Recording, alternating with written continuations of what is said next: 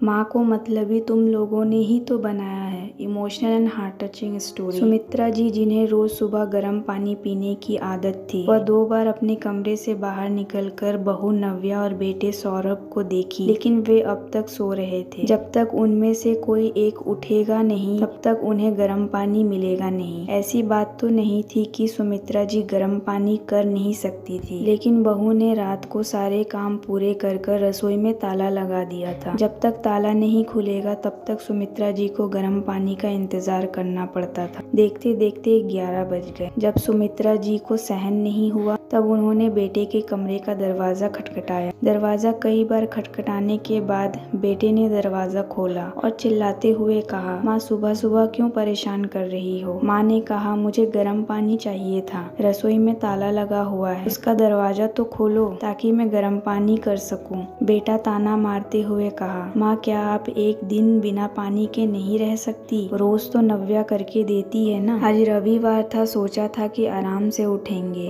पर आप भी ना माँ। बड़बड़ाते हुए सौरभ ने नव्या को जगाया और कहा, रसोई का दरवाजा खोल दो। नव्या चिड़चिड़ाते हुए आई और कहा, लीजिए चाबी, आप ही खोलिए। गर्म पानी करने के बाद हमारे लिए चाय भी बना दीजिए। और बोली, कभी कोई भी सास बहू को सोते नहीं देख पाती, इनका बस चले तो वह बहू को मशीन बना दे। सुमित्रा जी ने रसोई का दरवाजा खोला, गर्म पानी किया और बेटे बहू के लिए चाय बनाकर लाई। सुमित्रा जी गर्म पानी लेकर अपने कमरे में आई। तभी 5 साल के पोते चिंटू भी जग गया। वह दूध मांगते हुए बोला, दादी मेरा दूध। सुमित्रा जी ने मुस्कुराते हुए कहा, हाँ मेरा बच्चा, अभी लेकर आई। उन्होंने पहले चिंटू के लिए दूध गर्म किया। इतने में सौरभ ने आवाज लगाई, माँ कहाँ हो तुम? नव्या को देखना, उसके सर में दर्द हो रहा है। जब सुमित्रा जी ने कोई जवाब नहीं दिया तो सौरभ ने कहा, नव्या सही कहती है, सास बहू को सोते देख नहीं सकती। कहते हुए सौरभ रसोई में आया, देखा कि चिंटू माँ की गोद में था। सुमित्रा जी ने कहा, बेटा मैं तो चिंटू के लिए दूध गर्म करने आई थी,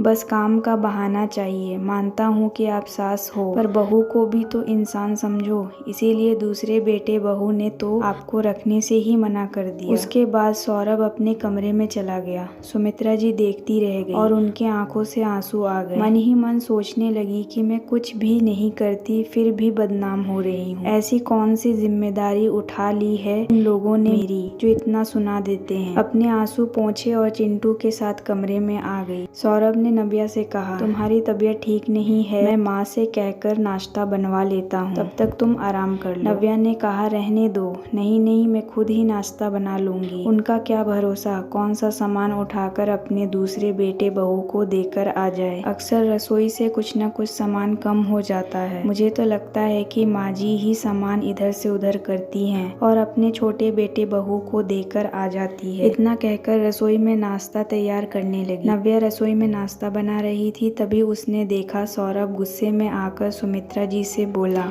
देख लो ये सब आपके कारण हुआ है। उसकी तबीयत खराब है पर फिर भी नाश्ता बना रही है। आपकी इन्हीं हरकतों की वजह से हम परेशान हो चुके हैं। सुमित्रा जी हैरान थी।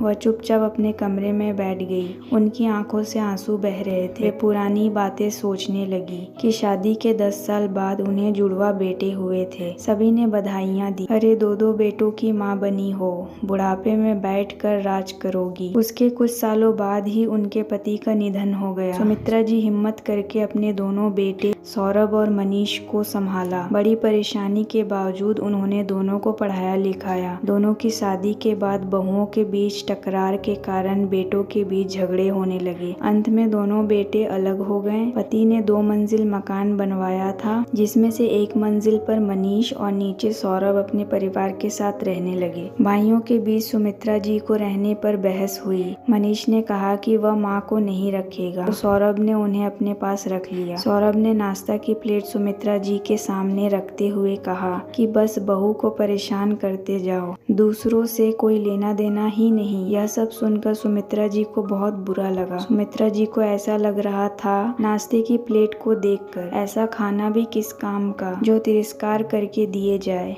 उन्होंने प्लेट को हाथ भी नहीं लगाया और एक फैसला किया। शाम को सुमित्रा जी ने प्रॉपर्टी ब्रोकर को बुलवाया, जिसे देखकर बहू बेटे हैरान रह गए। प्रॉपर्टी ब्रोकर ने पूछा, क्या मैं सुमित्रा जी से मिल सकता हूँ? मनीष ने कहा, हम उनके बेटे हैं, आपको उनसे क्या काम है? प्रॉपर्टी ब्रोकर ने बताया कि सुमित्रा जी ने फोन करके बुलाया है। सुमित्रा जी आई, सभी लोग हैरान हो गए। प्रॉपर्टी ब्रोकर ने पूछा, क्या आप ही सुमित्रा जी हैं? हाँ, मैं ही हूँ। उसके बाद उन्होंने मकान बेचने की बात। सौरभ ने पूछा, कौन सा मकान बेच रही हो आप? बिना हमसे राय लिए आप ये फैसला कैसे ले सकती हो? मनीष ने भी आपत्ति जताई, कहते हुए, माँ मकान बेच दोगी तो हम कहाँ जाएंगे? सुमित्रा जी ने कहा, कभी मेरे बारे में सोचा था कि मैं कहाँ रहूंगी, कैसे रहूंगी? तुम लोग मुझे सुनाने में तो कोई कसर नहीं छोड़ते हो। मकान तो मेरे पति ने बनाया है मेरे नाम पर, फिर किस हक से तुम लोग मकान में हिस्सा मांग रहे हो? मैं मकान बेचने के बारे में सोच रही हूँ, फिर गांव में रहूंगी और गांव में जमीन खरीदूंगी। माँ जी, हम लोगों का क्या होगा? छोटी बहू ने कहा। सुमित्रा जी ने कहा, मुझे नहीं पता, तुम लोगों के हाथ पैर चलते हैं, अपनी प्रॉपर्टी बनाओ। दोनों बेटों ने कहा, माँ तुम इतनी मतलबी कैसे हो सकती हो? सुमित्रा जी ने कहा, बेटे स्वार्थी हो सकते हैं, वैसे ही माँ भी स्वार्थी हो सकती है। तुम जैसे बेटों को ऐसी माँ ही मिलनी चाहिए। मैं इस मकान को बेच रही हूँ, यह मेरा आखिरी फैसला है। तुम लोग अपनी जिम्मेदारियों को समझो। सुमित्रा जी ने उस ब्रोकर को मकान दिखाने के लिए बुलाया। कुछ महीनों बाद मकान बिक गया और सुमित्रा जी गांव में एक नई मकान खरीदी। वह वहां बच्चों को पढ़ाती रहती और गांव का वातावरण की शांति में अपना जीवन बिता रही थी। अब उन्हें किसी की जली कटी और तिरस्कार से भरा भोजन नहीं खाना पड़ेगा। यहाँ वह अपनी मर्जी से रहती थी और बहुत खुश थी, क्योंकि यहाँ कोई रसोई में ताला नहीं लगाता और वह पूरे घर की खुद ही मालकिन थी। आशा करती हूँ यह वीडियो आपको पसंद आया होगा। इस वीडियो पर आपकी क्या राय है हमें कमेंट कर जरूर बताएं। वीडियो पसंद आया हो तो लाइक और शेयर करना बिल्कुल ना भूलें। चैनल पर नए हो तो चैनल को सब्सक्राइब जरूर कीजिए। वीडियो देखने के लिए, कहानी सुनने के लिए आपका बहुत बहुत धन्यवाद।